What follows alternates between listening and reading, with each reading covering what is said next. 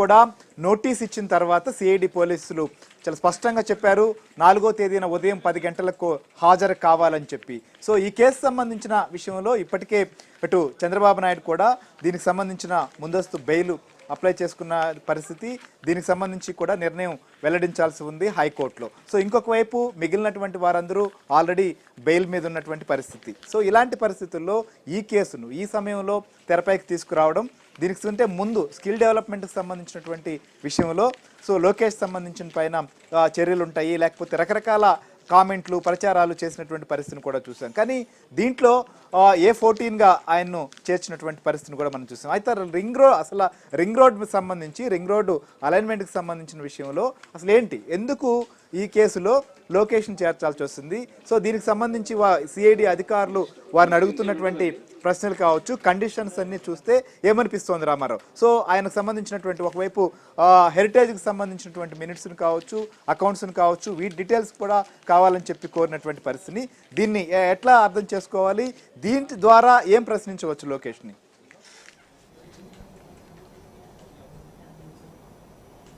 శ్రీహరి, మనం ఇప్పటివరకు కూడా చూసాం ఢిల్లీలో సిఐడి అధికారులు లోకేష్కి గల్లా జయదేవ్ నివాసానికి వెళ్ళి అక్కడ ఉన్న లోకేష్కు నోటీసులు ఇవ్వటాన్ని కూడా మనం పరిశీలించాము. అయితే లోకేష్కి ఇచ్చిన నోటీసుల్లో సిఐడి అధికారులు ఏవైతే పేర్కొన్నారో ఆ పేర్కొన్న అంశాలకు సంబంధించి మాత్రం కొంత క్లారిటీ అయితే మనం ఇవ్వచ్చు. ఎందుకు అని అంటే ఈ ఇన్నర్ రింగ్ రోడ్డుకు అలైన్మెంట్ మార్పు కేసులో లోకేష్ని సిఐడి A14గా చేరుస్తూ విజయవాడ ఏసీబీ కోర్టులో మెమో ఫైల్ చేసింది. ఆ తర్వాత దానిపై వెంటనే లోకేష్ ముందస్తు బెయిల్కి వెళ్లారు. ముందస్తు బెయిల్కి సంబంధించి ఆయనకు ఎట్టి పరిస్థితుల్లో కూడా 41A CRPC కింద నోటీసులు ఇస్తాము అని చెప్పి కూడా అడ్వకేట్ జనరల్ హైకోర్టుకు నివేదించారు. ఈ నేపథ్యంలోనే 41 నిన్న ఉదయం జరిగింది. ఈరోజు వెళ్ళి 41A CRPC నోటీసులను లోకేష్కి ఇష్యూ చేశారు. ఈ మొత్తం కేసులో కూడా ఇది గుంటూరు జిల్లా తాటికొండ మండలం కంతేరుకు సమీపంలో తెలుగుదేశం పార్టీ అధ్యక్షుడు నారా చంద్రబాబు నాయుడు, అదేవిధంగా జాతీయ ప్రధాన కార్యదర్శి నారా లోకేష్ వీళ్ళిద్దరు ఇప్పుడు ఆ హెరిటేజ్ ఫుడ్స్ ఇండియా లిమిటెడ్లో డైరెక్టర్లుగా లేరు. అయితే ఆ సంస్థ మొత్తం కూడా 2014 సంవత్సరంలో బోర్డు ఒక రెజల్యూషన్ పాస్ చేసింది. రాష్ట్రంలో ఎక్కడెక్కడ కూడా చిల్లింగ్ ప్లాంట్స్కి సైట్లు కొనాలి అనే అంశం మీద రెజల్యూషన్ పాస్ చేసింది. ఆ రెజల్యూషన్స్ ప్రకారం అక్కడే 9 ఎకరాల 27 సెంట్లు కొన్నారు. దాంట్లో 2 ఎకరాల 27 సెంట్లు అంటే దాదాపుగా 30% వరకు కూడా ల్యాండ్ ఎక్విజిషన్ కింద పోతుంది ఇన్నర్ రింగ్ రోడ్డుకి అని భావించారు. బట్ మిగతా బిట్ ఏదైతే ఉందో అదంతా కూడా ఇన్నర్ రింగ్ రోడ్డుకి దాదాపుగా 5 నుంచి 6 కిలోమీటర్ల దూరంలో ఉంటుంది. కానీ ఇన్నర్ రింగ్ రోడ్ అలైన్మెంట్ మార్చి heritage foods India private limited కొనుగోలు చేసిన భూమి, అదేవిధంగా Ramakrishna housing, LEPL Lingamaneni estates private లిమిటెడ్కి సంబంధించిన భూముల విలువ పెంచారు. తద్వారా వాళ్ళు అయాచిత లబ్ధి వాళ్ళకి కలిగించారు అని అనేది చంద్రబాబు అండ్ నారాయణతో పాటు ఇప్పుడు లోకేష్ మీద కూడా అభియోగం అదే. అయితే హెరిటేజ్ ఫుడ్స్ ఇండియా లిమిటెడ్ 2014కు ముందు బోర్డు మీటింగ్లో ఈ రెజల్యూషన్ పాస్ చేసింది అనేది గతంలోనే హెరిటేజ్ ఫుడ్స్ ఇండియా లిమిటెడ్కి సంబంధించిన అధికారులు సాంబశివరావు వీళ్ళంతా కూడా అప్పుడు మీడియాకు కూడా వెల్లడించారు. ఆ తర్వాత బోర్డు నిర్ణయం ప్రకారం ల్యాండ్ కొనుగోలు చేశామనేది కూడా వాళ్ళు స్పష్టం చేశారు. అయితే శ్రీహరి, మనం ఇక్కడ ఇందులో ఒక విషయం గుర్తుపెట్టుకోవాలి. నిన్న హైకోర్టులో కూడా సిద్ధార్థ లూత్రా ఈ పాయింట్ని పర్టికులర్గా చెప్పడంతో పాటు ప్రెస్ కూడా చేశారు. ఎందుకు అని అంటే హెరిటేజ్ ఫుడ్స్ ఇండియా లిమిటెడ్కి సంబంధించి ఆ అకౌంట్ నుంచి హెరిటేజ్ ఫుడ్స్ ఇండియా లిమిటెడ్లో కీలక పాత్ర పోషిస్తున్న చంద్రబాబు నాయుడు గారి సతీమణి భువనేశ్వరి 23 లక్షల రూపాయలను LEPL అధినేత లింగమనేని రమేష్ అకౌంట్కి ట్రాన్స్ఫర్ చేశారు. అంటే ఈ ట్రాన్స్ఫర్ చేసిన అమౌంటే అసలు ఈ కిక్ బ్యాక్స్ అంతా జరిగిపోయినాయి అని అనేది ఆ ఒక్క ఆధారాన్ని పట్టుకొని కూడా ఇప్పుడు సిఐడి వాళ్ళంతా కూడా రచ్చ చేస్తున్నారు అనేది చంద్రబాబు తరపున న్యాయవాదుల అభియోగం. ఈ డబ్బులు కూడా ఎందుకు పంపించారు? లింగమనేని రమేష్కు సంబంధించిన గెస్ట్ హౌస్ ఉండవల్లిలో ఉంటుంది. ఉండవల్లిలో ఉండే ఆ గెస్ట్ హౌస్లో చంద్రబాబు నాయుడు నివాసం ఉంది. కృష్ణానది పక్కనే ఉంటుంది. ఆ కృష్ణానది పక్కనే ఉండే నివాసంలో చంద్రబాబు నాయుడు అద్దెకుంటున్నాడు కాబట్టి ఆ అద్దె చెల్లించేందుకు వాళ్ళ దగ్గర నుంచి వచ్చిన నోటీసుల ఆధారంగా మేము ఈ డబ్బులు పంపిస్తున్నాము అనేది హెరిటేజ్ ఫుడ్స్ ఇండియా లిమిటెడ్ నుంచి ఏదైతే చంద్రబాబు నాయుడు అద్దెకుండే ఉండవల్లి నివాసానికి సంబంధించిన లింగమనేని ఎస్టేట్స్ ప్రైవేట్ లిమిటెడ్కి పంపించిన డబ్బులు అవి. దీనికి సంబంధించి కావాలంటే మీరు 91 నోటీసులు ఇచ్చేసి భువనేశ్వర్ గారిని చంద్రబాబు గారిని అడిగితే దానికి సంబంధించి వాళ్ళిద్దరూ కూడా డాక్యుమెంట్స్ ఇచ్చేవాళ్ళు కదా అనేది నిన్న సుప్రీంకోర్టు సీనియర్ న్యాయవాది సిద్ధార్థ లూత్రా ఈ కేసులో చంద్రబాబుకు బెయిల్కు సంబంధించి జరిగిన ఆర్గ్యుమెంట్స్లో కూడా పర్టికులర్గా చెప్పారు.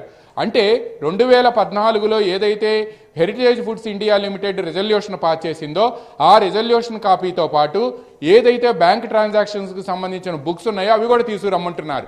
సహజంగా హెరిటేజ్ ఫుడ్స్ ఇండియా లిమిటెడ్ కానీ, చంద్రబాబు నాయుడు కానీ, లోకేష్ కానీ, నారా బ్రాహ్మణి కానీ, నారా భువనేశ్వర్ కానీ, చివరికి వాళ్ళ నారా లోకేష్ తనయుడు నారా దేవాంశుకు సంబంధించిన అకౌంట్స్ కూడా దాదాపుగా 10 సంవత్సరాల నుంచి ప్రతి సంవత్సరం కూడా ఫైనాన్షియల్ ఇయర్ అయిపోయిన వెంటనే రిటర్న్ సబ్మిట్ చేసిన వెంటనే నారా లోకేష్ కానీ, చంద్రబాబు నాయుడు కానీ వీళ్ళకి సంబంధించిన షేర్లు, అసెట్స్ వీటన్నిటి విలువ పెరిగిందా తరిగిందా అనేది ప్రతి సంవత్సరం చెబుతూ ఉన్నారు.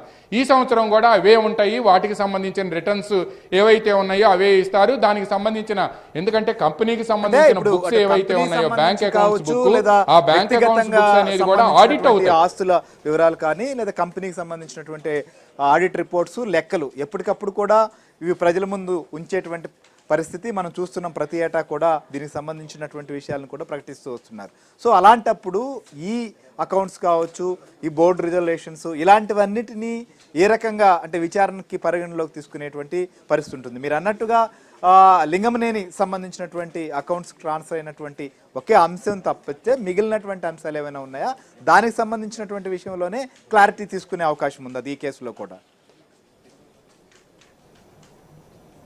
శ్రీహరి, ఇప్పుడు లింగమనేని ఎస్టేట్స్ ప్రైవేట్ లిమిటెడ్కి సంబంధించిన ఉండవల్లి గెస్ట్ హౌస్లో చంద్రబాబు ఉంటున్నారు కాబట్టి అద్దె రూపంలో 23 లక్షలు 27 లక్షల రూపాయలు పంపించాము అనేది దానికి సంబంధించిన ట్రాన్సాక్షన్స్ రిసీట్స్ కానీ లేకపోతే వాళ్ళు ఇచ్చిన నోటీసులు కానీ అవన్నీ మా దగ్గర ఉన్నాయి, మేము సబ్మిట్ చేస్తున్నాము అని కూడా నేను కోర్టుకి సబ్మిట్ చేస్తున్నామని సిద్ధార్థ లూత్రా చెప్పారు. But at the same time దేశంలో ఏ రాజకీయ నాయకుడి కుటుంబం ప్రకటించని విధంగా చంద్రబాబు నాయుడు కుటుంబం ప్రతి ఏడాది కూడా రిటర్న్ సబ్మిట్ చేసిన వెంటనే అవన్నీ కూడా ఆడిట్ అయ్యి ఇన్కమ్ ట్యాక్స్ నుంచి ఎకనాలజ్మెంట్ వచ్చిన వెంటనే కూడా వాళ్ళకి సంబంధించిన మొత్తం రిటర్న్స్ అన్నిటికి సంబంధించిన అకౌంట్స్ అన్ని కూడా పబ్లిక్ గా చెప్పేస్తున్నారు. మీడియా సమావేశం ఏర్పాటు చేసి వాటన్నిటిని రిలీజ్ చేయడంతో పాటు ఆ బుక్ను కూడా వాళ్ళు రిలీజ్ చేస్తున్నారు.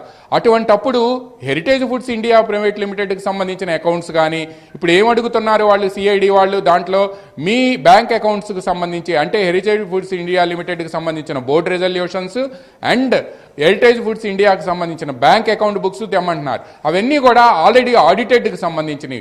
ఆడిట్ బుక్స్కి సంబంధించి అవన్నీ కూడా తీసుకెళ్తారు. ఒకవేళ నారా లోకేష్ బ్యాంక్ అకౌంట్కి సంబంధించి కూడా వాళ్ళు వాళ్ళ పర్సనల్ అసెట్స్తో పాటు కంపెనీ అసెట్స్, కంపెనీ షేర్స్ అవి పెరిగినాయా తగ్గినాయా, పర్సనల్ అసెట్స్కి సంబంధించిన వాల్యూస్ ఎలా పెరిగినాయి, లేకపోతే డిప్రిసియేషన్ ఉంటే ఆ డిప్రిసియేషన్ ఏంటి, మిషనరీ డిప్రిసియేషన్ ఏంటో కూడా వాళ్ళు అందుట్లో క్లియర్గా ఇస్తున్నారు. చివరికి నారా దేవాంశ్కి బాలకృష్ణ వైపు నుంచి ఇచ్చిన గిఫ్ట్లకు సంబంధించినవి ఏవైతే ఉన్నాయో అవి కూడా ఇస్తున్నారు. వాళ్ళకి సంబంధించిన అసెట్స్, ఎన్టీఆర్కి సంబంధించిన వారసత్వంగా వచ్చిన ఆస్తులకు సంబంధించిన అసెట్స్ వాల్యూస్ కూడా ఇస్తున్నారు.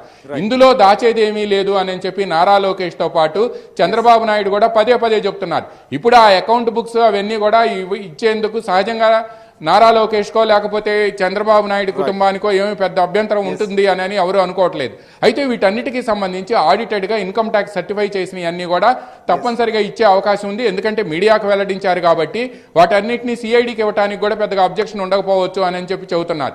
వీటన్నిటిని తీసుకొని నేను అటెండ్ అవుతానని కూడా ఆయన లోకేష్ చెప్పాడు మాతో అని చెప్పి సిఐడి అధికారులు ఢిల్లీలో జయదేవ్ నివాసం నుంచి బయటకు వచ్చిన వెంటనే చెప్పినట్టు మన అక్కడ ఢిల్లీ కొలీగ్ సతీష్తో పాటు ఇంతకుముందు ఢిల్లీ కృష్ణ గారు కూడా చెప్పారు. అంటే ఈ నేపథ్యంలో ఈ బ్యాంక్ అకౌంట్ బుక్స్ కానీ బోర్డు రెజల్యూషన్స్ కానీ తీసుకురమ్మన్నారంటే కేవలం ఒకే ఒకటి శ్రీహరి, నిన్న ఏదైతే సిద్ధార్థ లూత్రా హైకోర్టులో Chandrababu Naidu bail petition arguments సందర్భంగా చెప్పారో 27 లక్షల ట్రాన్సాక్షన్కి సంబంధించి ఆ ట్రాన్సాక్షన్ ఒక్కదాన్నే పట్టుకొని దాని ఆధారంగానే చంద్రబాబు నాయుడికి ఇన్నర్ రింగ్ రోడ్ అలైన్మెంట్ కేసులో అయాచిత లబ్ధి కలిగించారు అని చెప్పడం అనేది సహేతుకం కాదు, సమంజసం కాదు, ఇది బేస్లెస్ ఎలిగేషన్ అని చెప్పి సిద్ధార్థ లూత్రా వాదించారు. ఇప్పుడు అదే అంశానికి సంబంధించి కూడా మళ్ళా ఈ బ్యాంక్ అకౌంట్ బుక్స్ కానీ లేకపోతే హెరిటేజ్ బోర్డు రెజల్యూషన్ కానీ తీసుకురమ్మన్నారంటే అందుకు సంబంధించి అయి ఉంటుంది అని కూడా తెలుగుదేశం తరపు న్యాయవాదులు భావిస్తున్నారు. Srihari, right, thank you Ramarao. So ప్రస్తుతం అయితే ఢిల్లీలో 3వ తేదీన సుప్రీంకోర్టులో కూడా క్వాష్ పిటిషన్ ఉన్నటువంటి నేపథ్యంలో